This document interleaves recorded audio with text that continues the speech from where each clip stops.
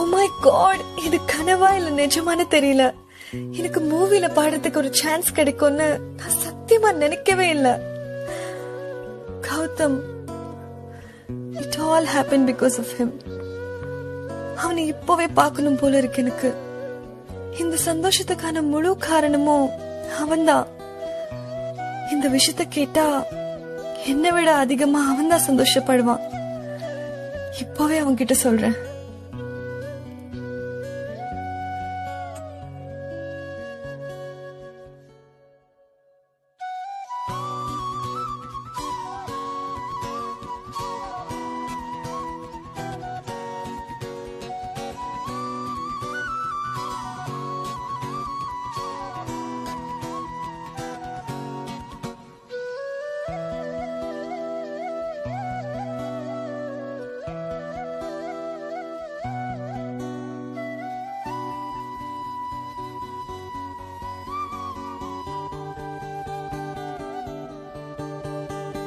இப்போ நான் எது கேட்டாலும் அவன் உண்மையை சொல்ல மாட்டான்.